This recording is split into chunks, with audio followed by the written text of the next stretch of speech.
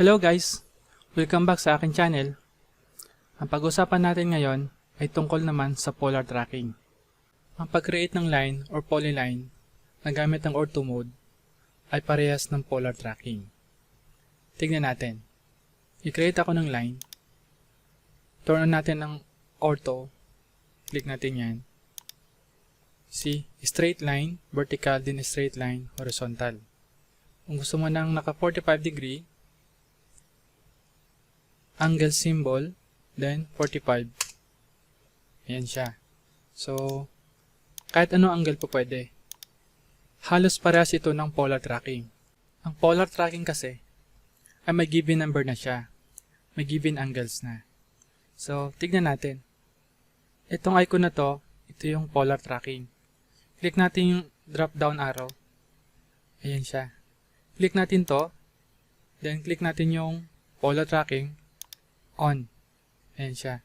Gagawa tayo ngayon ng line na hindi naka-turn on yung ortho. So, tignan natin. Mapapansin nyo, yung green dash line or temporary construction line, yan yung nakaset na angle ng polar tracking natin. Pansinin nyo. Escape ko ha. Dito, 90 degree, 180 to 70 at 360. Iligay natin dito sa 30, 60, 90, and 120 degree. So, mag-line tayo. Hindi natin gagamitan ng ortho. Yan, daan-dahanin nyo lang.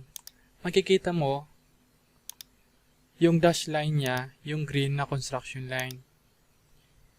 Yan, nakaset dyan, yung angle na gusto natin.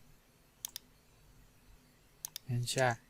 So, pwede mong set sa ibang angle. 5 degree, 10 degree. So, line. Pansinin nyo, hindi na kailangan gumamit ng ortho mode. Yan siya.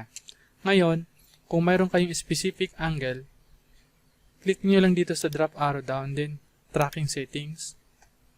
Dito, i-add nyo lang yung mga angles na gusto nyo. Para mas mapabilis ang pagtrabaho nyo at hindi na kayo gagawa ng or magta-type pa ng angle symbol sa keyboard. Diretso na dito. Basta switch on nyo lang yung polar tracking mode. Cancel natin. Hope you guys learned something from this video. And don't forget to like, share, and subscribe. Kung may katanungan kayo at suggestions, mag-comment lang kayo sa baba at sasagutin ko kaagad sa oras na mabasa ko.